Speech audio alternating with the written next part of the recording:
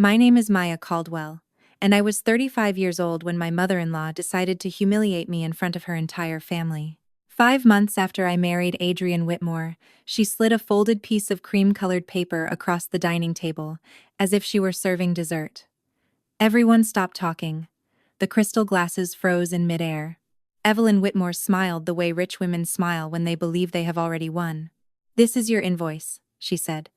$7,500. Your apartment is family property, Maya. It is time you stop freeloading and pay rent like an adult. For 1 second, the room became so quiet I could hear the ice cracking in Adrian's glass. His sister Brielle covered her mouth, not to hide shock, but to hide a laugh. His uncles leaned forward. His cousins waited for me to cry. I did not cry. I did not beg.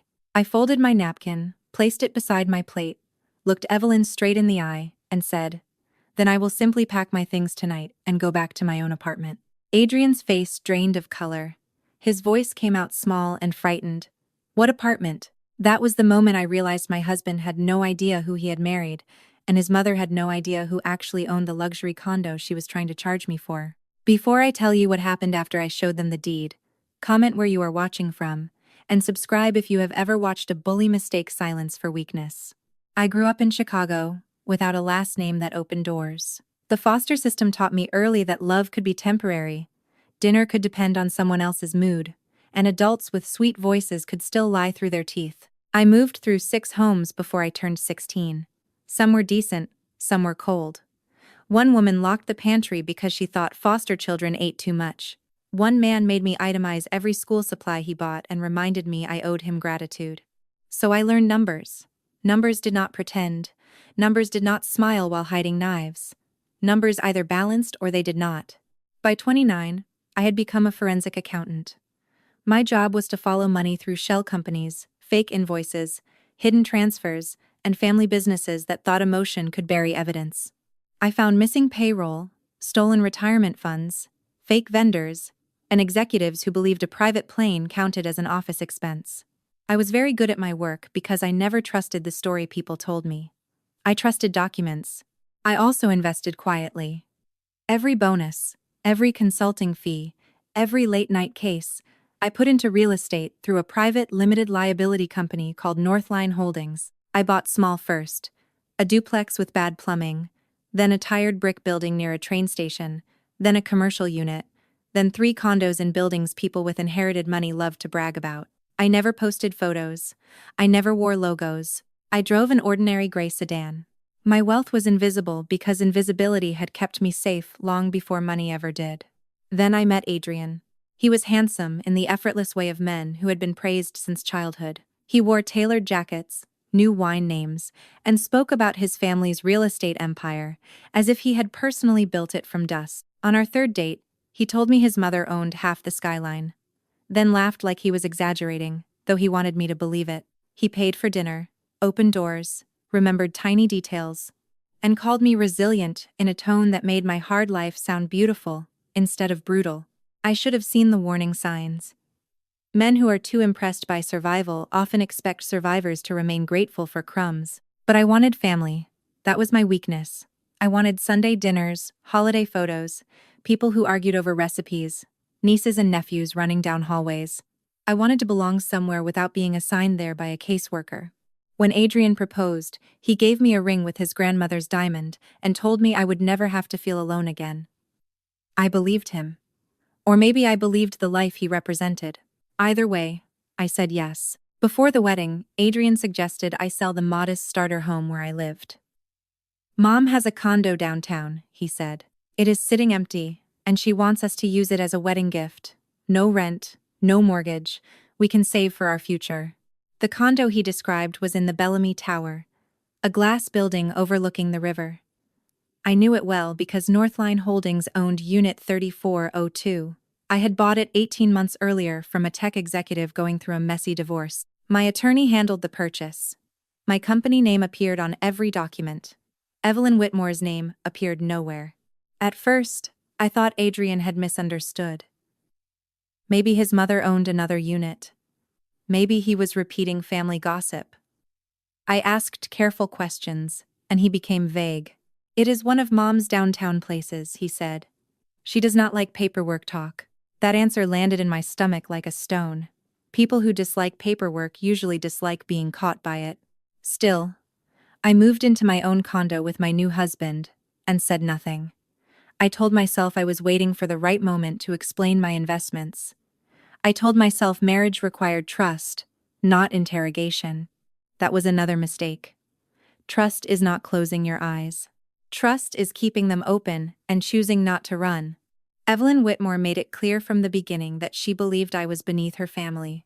She lived in a suburban mansion stuffed with gold mirrors, velvet chairs, marble statues, and portraits of her children painted larger than saints. She called her home an estate even though the gates squeaked and the fountain worked only when guests were coming. At our first dinner after the honeymoon, she asked if foster children learned table manners or picked them up from television. Adrian laughed nervously and told me she had a sharp sense of humor. I smiled and let it pass. At Thanksgiving, she introduced me to a cousin as Adrian's little charity project. At Christmas, she gave Brielle a Cartier bracelet and gave me a cookbook titled Homemaking for Beginners. Inside, she wrote, "Now you can contribute something." Brielle was worse in a younger, shinier way. She was 32, unemployed by choice, engaged for the third time, and allergic to any task that did not involve choosing champagne. She called herself a lifestyle curator, which meant she spent her mother's money and reviewed restaurants online. She looked at me as if I were a stain on the family tablecloth. The Sunday dinner that changed everything was supposed to celebrate Brielle's engagement to a venture capitalist named Grant, who looked exhausted before dessert.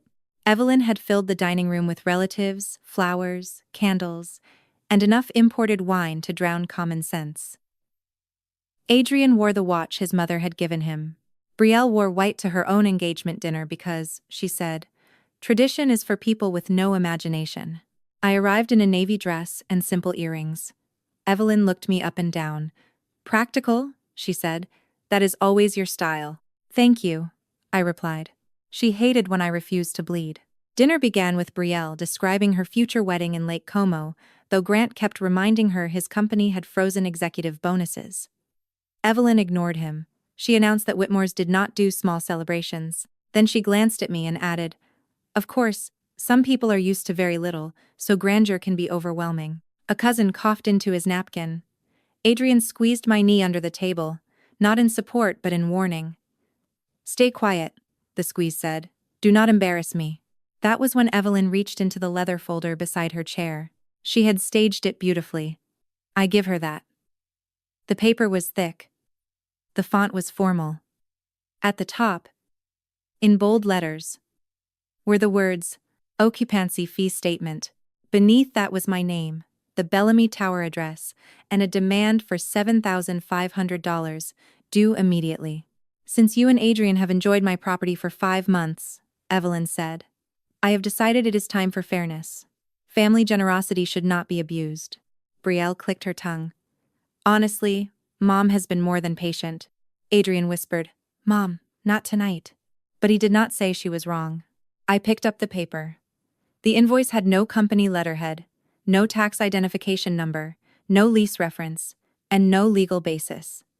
It was not an invoice. It was a performance. $7,500, I said calmly. "Interesting." Evelyn's smile widened. "Downtown luxury is expensive, dear. I know numbers may be intimidating." That line almost made me laugh. Numbers had fed me when people would not. "Who told you the apartment belongs to you?" I asked. The room shifted. Evelyn blinked once, a tiny crack in the mask. "Excuse me, the Bellamy Tower unit," I said. "Who told you it was your property?" Brielle scoffed. "Everyone knows Mom owns it." "No," I said. "Everyone says Mom owns it. That is different." Adrian turned toward me. "Maya, what are you doing?" I looked at him, and for the first time that evening, I let him see the disappointment I had been storing for months. Asking a basic question. Evelyn placed both hands on the table. Her rings flashed under the chandelier. "You are living in a Whitmore property because I allowed it. Do not forget yourself." I set the fake invoice down. "Then I will pack up and go back to my own apartment." Adrian whispered, "What apartment?" The sentence landed like a dropped plate. I opened my purse and removed my phone. I had not planned to expose them that night, but I had learned never to walk into hostile territory without documents. In my files were copies of deeds, tax records, LLC registrations, closing statements, and emails from my attorney. Not because I expected dinner to become court, but because Evelyn had been circling that condo for months. She had made comments about renovations. She had once told the doorman she was the owner's mother. He told me, because I paid his Christmas bonus. I tapped the screen and opened the deed. Unit 3402 at Bellamy Tower, I said, turning the phone toward Adrian first, is owned by Northline Holdings, LLC. He stared. What is Northline Holdings? My company. Silence. It was not ordinary silence. It was the kind that strips wallpaper. Brielle laughed too loudly. That is ridiculous. You are an accountant. Yes, I said. A forensic accountant, which is why I know how to read property records. Evelyn's face hardened. A company can belong to anyone. It can, I said. This one belongs to me. I swiped to the operating agreement. My name, my signature, my attorney's certification, then the closing statement, then the property tax payment confirmations, then the insurance policy. Adrian reached for my phone with trembling fingers. You bought our condo? No, I said. I bought my condo before I met you. You moved into it after your mother claimed it was hers. And Uncle muttered, Jesus. Grant, Brielle's fiancé, leaned forward despite himself. Wait, so Evelyn does not own it? No, I said. She does not. Evelyn stood so quickly her chair scraped the floor. This is some kind of trick. There is no trick, I replied. There is a deed. Brielle's cheeks turned pink. Why would you hide something like that from your husband? I turned to her. Why would your mother charge rent on property she does not own? That shut her mouth. Adrian was still looking at the documents. His confusion was real, but so was something else. Fear. Not fear of losing me. Fear of losing the story he had been living inside. In Adrian's world, his mother was powerful, his family was rich, and I was the grateful wife. In 1 minute, the floor had disappeared beneath all of that. Evelyn pointed at me. You deceived my son. No, I said. I protected myself. From family? From people who confuse family with control. The room breathed in. I looked at Adrian. Did you know? His eyes lifted slowly. Know what? That your mother did not own the condo. No, he said quickly. Too quickly. Then softer. I do not think so. You do not think so? He rubbed his forehead. She told me it was hers. I believed her. Evelyn snapped. Because it is family property in every meaningful sense. I almost admired the arrogance. Even caught. She tried to rename reality. Meaningful sense does not appear on deeds, I said. Grant made a choking sound that might have been a laugh. Brielle kicked him under the table. Evelyn's voice dropped. You will apologize to me. No. The word came out quiet, but it changed the room more than shouting could have. I will not apologize for owning property. I will not apologize for refusing to pay a fake invoice, and I will not apologize for making you uncomfortable with the truth. Adrian finally found his voice. Maya, maybe we should talk about this privately. I looked at the fake invoice on the table. Your mother made it public. His mouth closed. That was the first time I saw it clearly. Adrian did not hate my humiliation. He hated that I was answering it. Evelyn gathered herself, smoothing her dress as if dignity could be ironed back into place. Even if what you say is true, you entered this marriage dishonestly. A wife should not keep financial secrets. A husband should not move into his wife's property while pretending his mother provided it, I said. But here we are. I did not pretend, Adrian said weakly. You never asked, I replied. You enjoyed the version that made you feel superior. That hurt him. Good. Truth often does. I opened another file. Since we are discussing property, there is more. Evelyn's eyes narrowed. For the first time all evening, she looked less angry than afraid. 2 months ago, I said, someone contacted Bellamy Management requesting owner access for Unit 3402. They used your email, Evelyn. They claimed you needed authorization to approve renovations. That is normal, she said. It is not normal when you are not the owner. Adrian turned toward his mother. You did that? Evelyn waved her hand. I was trying to help. The curtains are hideous, a cousin whispered. Oh my God.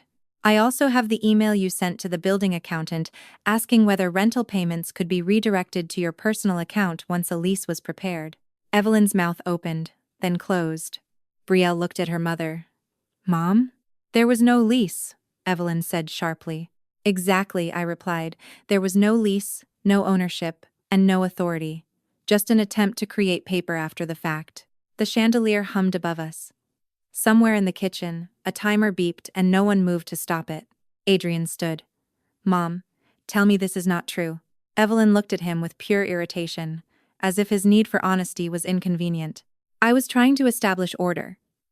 Maya came into this family with nothing visible, no background, no proper people, and suddenly she is living in a prime property connected to our name. I had to understand the situation. There it was. Not regret, not shame. Just the clean, ugly truth. With nothing visible, I repeated. That was your mistake. I put my phone away. My hands were steady, though my chest felt tight. Not from fear, from grief. Because some part of me had still hoped Adrian would stand beside me before I forced the room to choose. He did not. Instead, he said, "Why did you never tell me you had money?" I stared at him. That is your question? I am your husband, and I am your wife. Yet you let your mother call me a freeloader. He flinched. Evelyn laughed coldly. So you were spying on us? No, I said. You were revealing yourselves. Grant pushed his chair back. I think I need some air. Brielle grabbed his sleeve. Sit down. He did not. That small act broke something. People began moving, whispering, looking at Evelyn with new eyes. Her power had always depended on everyone pretending not to notice the strings. Now the strings were on the table beside a fake invoice. Evelyn pointed toward the door. Leave my house. I stood. Gladly. Adrian reached for me. Maya, wait. I looked at his hand until he lowered it. You can come home when you are ready to have an honest conversation, he said. I almost felt sorry for him. He still thought home was the condo he had been given. He still thought honesty was something I owed him, after silence had protected his comfort. No, Adrian, I said. You can arrange a time to collect your belongings from my apartment. The relatives stared. Brielle whispered, You cannot kick him out. I can, I said. And I will, Evelyn's voice sharpened. You would destroy your marriage over one misunderstanding? No, I said. I am ending the misunderstanding that this was a marriage. Adrian looked as if I had slapped him. Maybe I had. With facts. I walked out before dessert. The night air was cold and clean. My phone buzzed before I reached my car. Adrian called 3 times. Evelyn sent one message. You have embarrassed this family beyond repair. I replied with a screenshot of the fake invoice and wrote, Do not contact me again except through counsel. Then I drove to Bellamy Tower, parked in the space I owned, rode the elevator to the 34th floor, and entered the condo that had been mine long before a Whitmore ever placed a toothbrush by the sink. For the first time in 5 months, the apartment felt quiet in the right way. The next morning, I changed the building access codes, notified management, and called my attorney. By noon, Adrian had received formal notice to remove his belongings. By evening, Evelyn had received a letter warning her against representing herself as owner or agent of any Northline property. She did not take it well. I found the email Adrian at came to the 5:17 condo on a lobby Tuesday 10 days morning, later with while red the city eyes and a outside our bouquet kitchen of white window roses. was still dark. The doorman I was called not me. snooping. Send him away, I was not I suspicious. said. I was Later, just a tired he woman emailed with a long flour under my apology. nails, He a said he hotel had been contract raised to due avoid before sunrise, conflict. and a He said printer his that mother refused to controlled connect to my everything. own computer. He said he loved Ethan's me. laptop was open Maybe beside some of his that was coffee mug. true. I But clicked the love mail without icon courage because is the print just window had decoration. frozen. That It was the looks moment nice my until weight marriage is placed stopped on being a it. marriage and 3 months became later, evidence. I The sold the subject Bellamy line Tower said, condo for a profit Preliminary and bought a valuation for smaller Sweet place Laurel with better Bakery. light and no ghosts. Sweet Laurel was not just a Northline business. Holdings kept It was the growing. last living I thing kept my mother working. had touched I before kept my cancer took her sedan. voice and then I her kept my hands. peace. She had That kneaded lesson dough was there worth when more chemo than the made her condo. shake. She had Evelyn written wanted me to recipes feel in blue small ink. because I She had came from handed me the nowhere. keys 2 She weeks never before she understood died. that people At who come first, from nowhere I told learn how to myself there build had to without be an applause. explanation. We learn how That to is what survive betrayed women rooms where do nobody before they chooses become us. dangerous. We We learn build how to leave excuses tables that faster than only offered us liars, build crumbs and stories. invoices. Maybe Ethan was So helping me yes, research I packed expansion. my things that Maybe night. he wanted to surprise But I me. did not go Maybe back the to my own broker had apartment. misunderstood. I went But back the to email myself, chain was long, and that was the too property long. no one in It the Whitmore mentioned family could ever minority claim. partner